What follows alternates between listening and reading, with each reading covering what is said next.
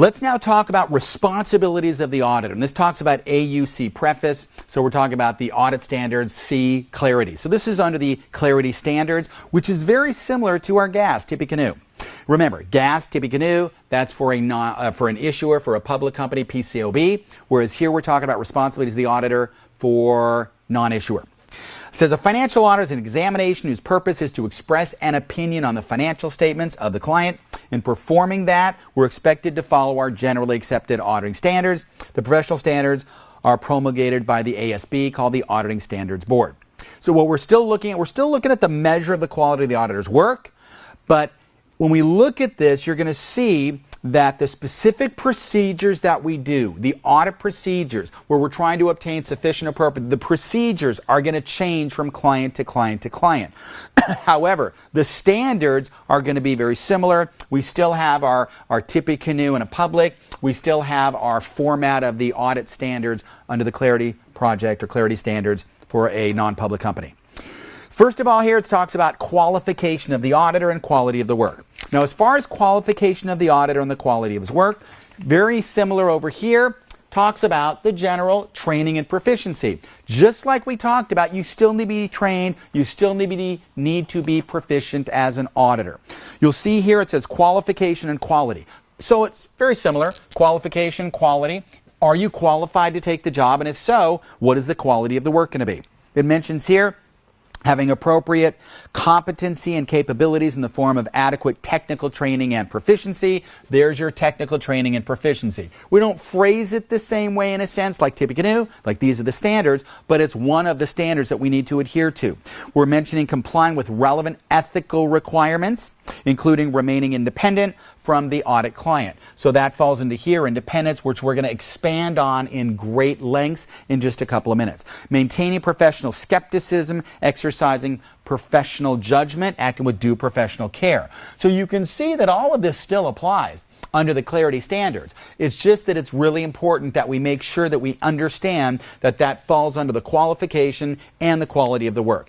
Am I qualified? How good is the work going to be that I'm preparing? Now remember professional skepticism? I talked about that hours ago. You need to make sure that you're acting with professional skepticism, question and doubt everything, because you want to make sure that you're asking questions of the client.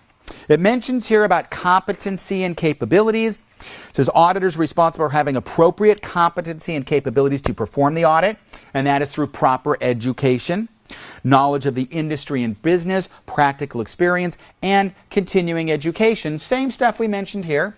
So very similar. So it's not like you're relearning, oh my gosh, accounting's changed. It's not completely different. It's just now we're trying to clarify, again, the requirements. When is it required to versus when is it presumptively mandatory, or you recommend it, you should do it.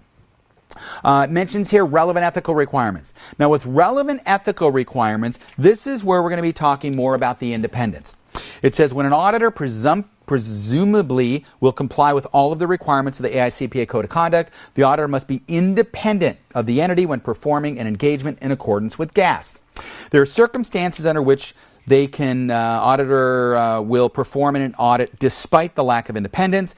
If GAS provides for circumstances that allow the auditor to accept the engagement, the auditor is required by law or regulation to accept it, or the auditor must maintain independence and mental attitude in all matters relating to the audit.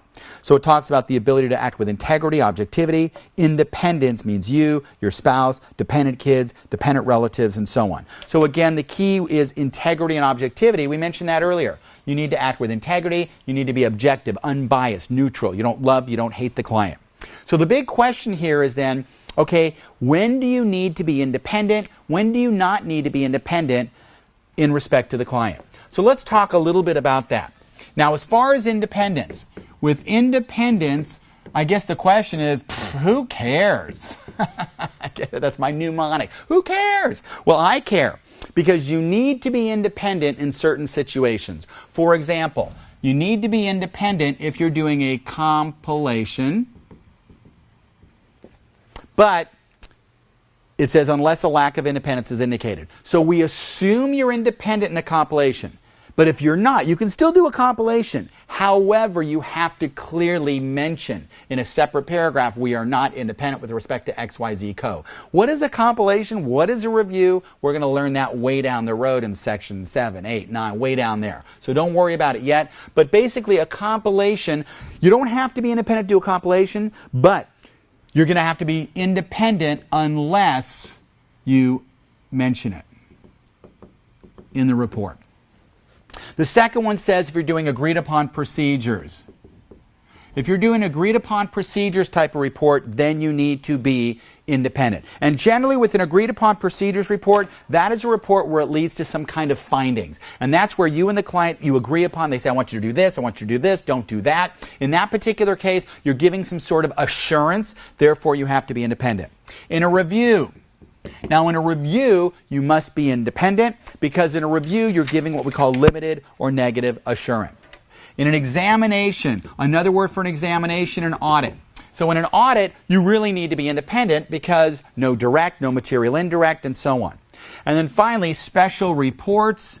With special reports, maybe that's a report called a special purpose report, a report on some OCBOA, other comprehensive basis of accounting. So you need to be independent, CARES, cares. But I want you to remember this one's a little bit different. You don't have to be independent in a compilation, but if not, you have to mention it. So if you don't mention it, it's assumed that you're independent. In these, you definitely need to be. Another mnemonic or memory aid I have is ERAS. Eras. So you can remember it by saying, hey, it's a new eras for CPA. New eras for CPA. So examination, reviews, agreed upon procedures, special reports. So here I kicked compilation out if it's too confusing for you. Then it says, when do you need not be independent? So compilation, there it is, but in brackets, when a lack of independence is indicated. So generally, with a compilation, you can do it. You don't have to be independent, but you have to mention it. Taxes. Do you have to be independent to do taxes? Can you do your own taxes? Shaw, are you independent? I don't think so. Hey, I bought a new watch. Cost me 10 grand. I better expense it. Business expense. Got to get to work on time. Yeah, I don't think so. And then finally, consultations. You don't have to be independent. Now, as far as getting into the details of independence, let me expand over here on independence. Because with independence, there's a lot more meat to this. And I mentioned some of it earlier, and some of you are saying, well, where is this coming from? I don't see it in the notes. Well, here it is.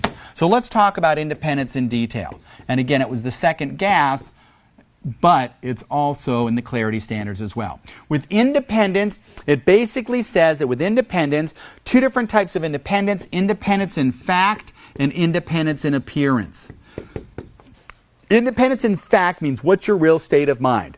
Are you acting with integrity? Are you acting with objectivity? So you're acting with integrity, objectivity, that's what's going on. Appearance means how does it appear to the public? Does it appear that you're acting with integrity, where you're actively, you're asking questions, acting with objectivity, unbiased. So you're actively searching for information. That's what we're concerned with. That's where the rules about a lack of independence in appearance fall into place. So it says, think about it this way. Let me grab this. If I'm auditing these financial statements, I'm back. If I'm auditing these statements, we want people to feel that I'm objective, unbiased, neutral, so they can rely on my opinion. So when we look at this, in fact means what's really going on. Am I acting with integrity? Am I acting with objectivity? We don't know what's going on in here unless what? We slice your head open, we do a lobotomy. Or we'll hook you up to a lie detector test. Are you objective and unbiased towards the client? Yes. Oops, I lied. The only way we can really judge it is how it appears to the public. And that's what we care about because we want the public to feel confident that you're objective, unbiased, neutral. Because if the environment, if the public doesn't feel you're objective, unbiased, how much reliance will they put on your opinion? None. Then who's going to invest in the company? Nobody. What happens to the company? It goes bankrupt. What happens to the U.S. economy? Drops. What happens to America? We get taken over by a foreign country. We speak another language. So what does that mean? That's how important you are as an auditor. So when you're sitting at work and you're ticking and tying and footing and going, wow, anyone can do this, realize how important and vital you are to the growth of our country and the world. All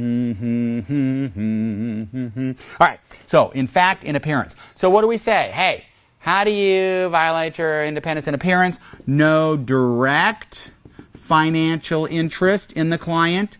No material indirect financial interest. So those are the terms, direct, indirect. Direct, again, I mentioned earlier, stock you directly own in the company.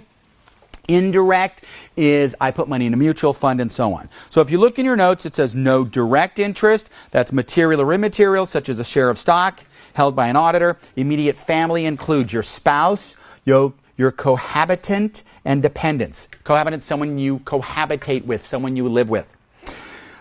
No material indirect, such as money in a mutual fund with an investment and client held by auditor, family or close family friends, family members. Close family members include what? Your spouse, spousal equivalent, parents, includes adoptive, step-parent, dependents, non-dependent children, step-kids, step-brother, step-sister, brother, sister, and so on. Now, when are you not considered independent? You're not independent if more than 1 year's audit fee outstanding. Now, let's think about that. And we'll talk more about this in professional responsibilities in the next section, but here's the deal. More than 1 year. So if I'm auditing this company, I'm going to give an opinion. They haven't paid me for this year, that's fine. But they better have paid me for last year's audit before I issue the report. Otherwise, I'm going to be a receivable in these statements. That's not very objective. So you could have 1 year's audit fee outstanding this year, but not last year. No more than 1 year's audit fee outstanding, or you're not objective. Material loans, unless from the client and lending business and fully secured. So no material loans. You can't borrow money. Material litigation, accepting more than a token gift, entering to a capital lease. Spouse or sibling employed as the client's internal auditor. Let's say I'm out there, I'm auditing the company. And I need sufficient, appropriate audit evidence. And I go to the internal audit department. I need this, I need this, I need this. And the internal auditors are, I hate to external. So they get the information and so on. But guess what? That internal auditor is my wife. So then we go home at night and we're sleeping probably in separate rooms by now. But we're sitting there and it's like, wait a sec, it's called sleeping with the enemy. Okay, you can't do that. You can't be auditing something or a client where your spouse or your sibling is responsible for preparing the statements or auditing the statements and so on. Final responsibility for journal entries. The main thing is don't accept management's responsibility. Do not accept the role of management. Otherwise, it impairs your independence. You cannot do the audit. Skepticism and professional judgment. We talked about that kind of back over here with the third standard, which says due professional care. So that still kind of falls in there. And what it says here is it says skepticism, professional judgment, being skeptical, you question and doubt, don't assume the client's honest. Professional judgment says you need to use your judgment to see whether or not the areas you want to audit. Professional judgment, professional skepticism. So that's a good way to say it. You're skeptical. It says the auditor is aware of the possibility that the statements are materially misstated and will be alerted to indications including. So this alerts that there may be an issue. Some audit evidence may contradict other audit evidence. Information may raise questions as to the reliability of the evidence. Conditions may indicate the possibility of fraud. There may be a need to apply audit procedures in addition to those required by GAS, so you need to go above and beyond. So these are things where it goes, this could be a problem. Professional judgment is applied throughout the audit and should be adequately documented such that an experienced auditor will understand significant judgments made in reaching the conclusion. Because a lot of times there's judgments made when you're trying to come up with this conclusion. We want to make sure that you document this properly. So when we talk about documentation, we're going to talk about audit documentation or work papers, and that we'll talk about in a couple of sections down the road. That deals with where you're documenting this evidence, to document current file, a permanent file, and so on. You need to exercise due professional care. We mentioned that earlier. Critical review, skill, work papers, due diligence, professional skepticism, acting with competency and diligence. Now, auditing standards versus audit procedures. An audit standard, audit procedure. Audit standard, audit procedure. So we talk about these standards, whether they're generally accepted auditing standards, but then we talk about specific procedures of obtaining corroborative evidence. It says standards differ from procedures in that procedures relate to acts, yellow in the word acts, to be performed, whereas standards deal with a measure of the quality of the performance. So for example, an act would be What do you need to do? Send confirmation, print this, audit this, foot this schedule. Footing means adding. Foot this schedule, cross-foot schedule, tie to PY, prior year, tie to GL, general ledger, and so on. That's an actual procedure. Versus the standards are your generally accepted auditing standards, whether it be Tippecanoe, whether it be clarity standards, but you're adhering to the standards. So the standards are the measure of if you did enough work. So we're using GAS to check for gap. Again, we use GAS to check for gap. We use generally accepted standards to check whether or not they're in conformity with gap. So GAS, gap, could it be gap or applicable financial reporting framework under the clarity standards. Statements on auditing standards, again, uses two categories as we talked about, and these are two categories for responsibility. I'm just mentioning what I mentioned earlier about unconditional requirement must, presumptively mandatory means that we should. It says on some occasions, the standard would include a requirement to consider a procedure. This establishes a presumptively mandatory requirement to consider the procedure or item being referenced, but does not establish a requirement to perform it. And these apply to both public and non-public. So the terms here about unconditional and presumptively apply to both public and non-public, public issuer, non-public non-issuer. The difference is under the clarity standards for non-issuer, non-public, we went into more detail to clarify when you should or when you must or required to. We also went through a specific 5 steps of the formatting of those standards. We did that as well. Assurance services, you're trying to give some sort of assurance. It mentions here, assurance services are more broadly defined by the AICPA. Special Committee on Assurance Services, called the Elliott Committee, refers to independent professional services that improve the quality of information or its context for decision makers. And it covers, and we're going to mention this in another section down the road, but it basically says an engagement in which an accountant issues a report designed to enhance the degree of confidence of third parties and management about the outcome of an evaluation. What does all this mean?